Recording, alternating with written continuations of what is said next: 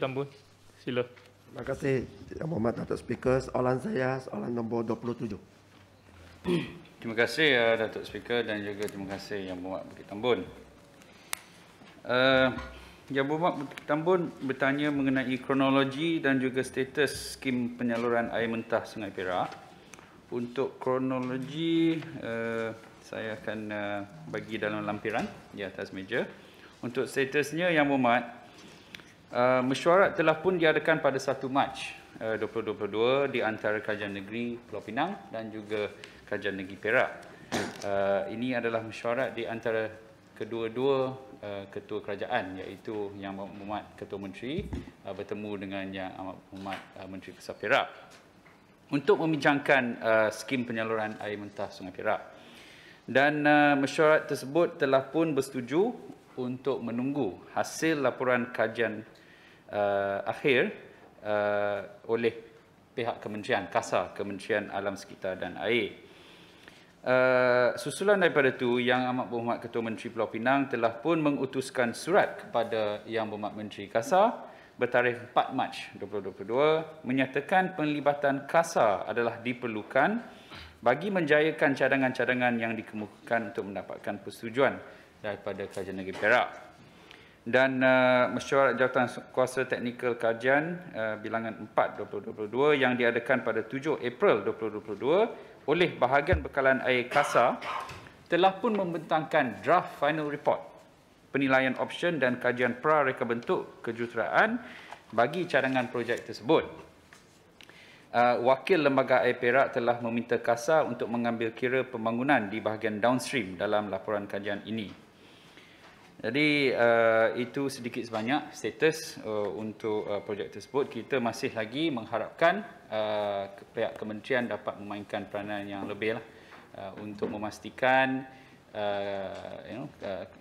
kelangsungan air bagi kedua-dua negeri Perak, khususnya di bahagian utara dan juga negeri Pulau Pinang yang seperti mana Yang Berhormat tahu di SPS kita sememangnya memerlukanlah sekiranya kita ada projek penyaluran air dari Sungai Perak, maka masalah dapat diselesaikan.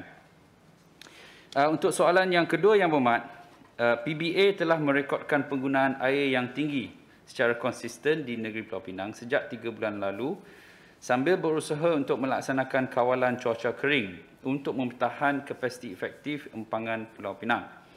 Sehingga rekod terkini iaitu 31 Mac, penggunaan air bermeter adalah hampir 900 juta liter sehari. Ini adalah jauh melebihi purata bagi tahun 2021 iaitu 860 juta liter sehari. Dalam erti kata lain, consumption air telah pun meningkat. Berdasarkan kajian terbaru, unjuran permintaan air bagi negeri Pulau Pinang bagi keperluan 5 tahun akan datang adalah sebanyak 1,402 juta liter sehari bagi tahun 2025 dan 1,532 juta liter sehari menjelang tahun 2030. Soalan seterusnya, Yang Berhormat, sebenarnya krisis air yang dihadapi di SPS ini, keadaan yang sedang dihadapi oleh penduduk di SPS sebenarnya adalah suatu yang sangat menduka citakanlah.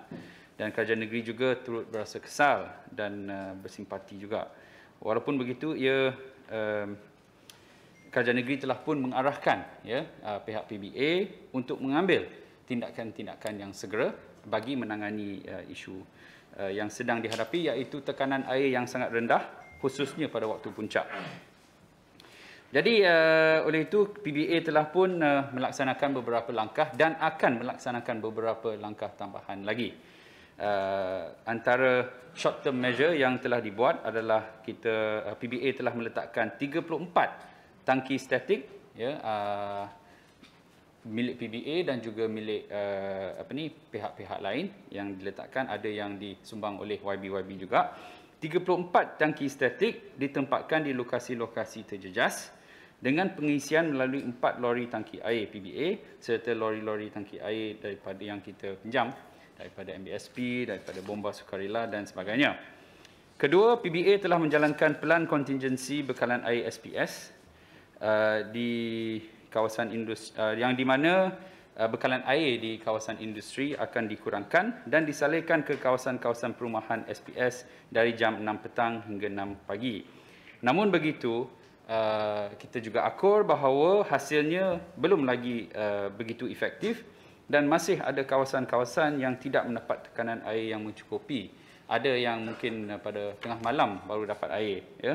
Jadi ini kurang, ya, memberangsangkan Yang Berhormat, dan PBA masih lagi sedang dalam proses untuk adjust valve-valve yang terlibat untuk memastikan aliran air dapat disampaikan. Tapi tambahan kepada itu, Yang Berhormat, kita juga telah mengadakan perbincangan lanjut dan PBA telah pun setuju untuk memasang booster pump di lokasi yang strategik bagi mengepam air ke kawasan-kawasan yang terjejas. Jadi PBA sedang, ya, mengenal pasti lokasi terbaik dan akan memasangnya dengan secepat mungkin setelah membuat perolehan untuk pump tersebut. Tapi kita akan buat secara kecemasan lah, emergency procurement. Kita harap kita dapat pump tersebut dalam masa yang terdekat dan akan dipasang segera. Akhirnya PBA juga akan menaik taraf loji rawatan air Bukit Pancor dengan kadar segera supaya kita dapat meningkatkan bekalan air di SPS lah. Walaupun loji rawatan air ini tidak besar dan penaik tarafan pun mungkin kita menambah 5 hingga 10 MLD, tapi 5 hingga 10 MLD pun akan dapat membantulah di kawasan-kawasan tersebut. Tambahan kepada itu, Yang Berhormat, bagi makluman Yang Berhormat, Lembaga Pengarah PBA juga telah membuat keputusan untuk tidak menyokong kelulusan KM di kawasan industri selagi pemaju tidak membina tangki perkhidmatan ataupun servis reservoir bagi memastikan bekalan air yang mencukupi. Ya, kita nak pastikan kalau nak buat kilang-kilang, kalau nak buat taman perindustrian pun, semua syarat-syarat perlu dipatuhi, khususnya storage dan servis reservoir lah, Yang Berhormat. Okey, soalan terakhir Yang Berhormat, banyak soalan daripada Yang Berhormat Bukit Tambun mengenai Sungai Krian. Sebenarnya dalam skim pemindahan air mentah Sungai Perak ni, cadangannya adalah untuk mengambil air mentah daripada Sungai Krian, tapi ditambah dengan air dari yang kita salurkan daripada Sungai Perak. Sekiranya tanpa air daripada Sungai Perak, Sungai Krian tu yang tu kita perlu lihat dengan lebih mendalam lah, sebab dia ada perbezaan dari segi kualiti air dan juga sama ada air itu mencukupi pada semasa musim kemarau. Ya, itu yang dikhawatiri. Sememangnya Sungai Krian ada banyak air semasa musim hujan, tapi kita memerlukan air semasa musim kering, dan pada ketika itulah yang kita nampak Sungai Krian mungkin tidak mempunyai kapasiti yang mencukupi. Tapi yang tu mungkin kita boleh pertimbangkan dan perhalusi dengan lebih mendalam lah, Yang Berhormat. Terima kasih. Terima kasih. Datuk Speaker. Terima kasih kepada Tanjung Bunga. Sebentar tadi Tanjung Bunga, Yang Berhormat Tanjung Bunga menyentuh tentang kadar penggunaan isi padu air meningkat berbanding dengan keadaan biasa. So, oleh itu, bolehkah Tanjung Bunga jelaskan pulata kapasiti efektif air di empangan Teluk Bahang, Air Hitam, Mengkuang dan juga loji lawatan Sungai Dua bagi bulan April yang lalu. Kedua, adakah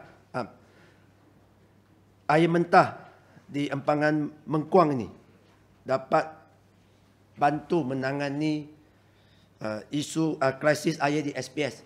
Walaupun kita sedia maklum empangan Mengkuang merupakan empangan strategik sebagai storage saja. Dan akhir sekali, kebelakangan ini banyak diperkatakan tentang penyagaraman air laut. Oleh itu, saya ingin mendapat status kajian penyagaraman di Pulau Aman. Sekian. Terima kasih Yang Berhormat Bukit Tambun. Yang Berhormat Bukit Tambun meminta statistik kapasiti efektif empangan-empangan kita pada bulan April. Saya tak ada bulan April, tapi saya ada setakat hari ini lah. Setakat hari ini kapasiti efektif untuk empangan air hitam adalah 26.5%. Sangat kritikal lah Yang Berhormat. Ya, kita mengharapkan hujan akan turun di lembangan sungai tersebut. Dan juga untuk Teluk Bahang adalah 57.7%, manakala untuk Empangan Mengkuang 91.8%. Jadi saya menjurus kepada soalan kedua yang berkait dengan Empangan Mengkuang. Seperti mana yang berhormat sedia maklum, tadi saya sebut Empangan Mengkuang dia punya kapasiti memang banyaklah, ya. Dan Empangan Mengkuang merupakan empangan strategik. Dan sebenarnya saya nak maklumkan di sini, masalahnya bukan tak cukup air mentah. Masalah yang kita sedang hadapi di SPS adalah yang di mana air itu, penyaluran air, tekanan dia akan menurun selepas Bukit Minyak. Jadi isunya bukan tak cukup air mentah, tapi penggunaan air adalah sangat tinggi. Tadi saya ada sebut penggunaan yang paling tinggi, malah dari segi penggunaan domestik pun adalah rekod tinggi, ya. Tak pernah kita ada penggunaan air yang begitu tinggi, 305 liter sehari per kapita, ya. Yang di mana sejak tahun 99 apabila kita PBA telah memulakan statistik perangkaan ini, tidak pernah mencecah 300. Sekarang dah 300 lebih dan sangat inilah. Jadi tambahan pada tu, apabila ekonomi membuka, jadi kita lihat dia punya air, kalau kita nak cakap dalam secara mudahlah, airnya tak cukup untuk sampai. Air yang dibekalkan dari Sungai Dua memang mencukupi, tapi telah diguna habis. Jadi itulah yang kita akan mempertimbangkan untuk meletakkan booster pump, ya. Ini akan membantu untuk menyalurkan air ke kawasan-kawasan SPS. Dia sebenarnya tak cukup pressure untuk sampai. Itu masalah yang kita hadapi. Jadi dari segi air mentah dari Sungai Muda sebenarnya mencukupi. Tidak ada masalah dari segi itu.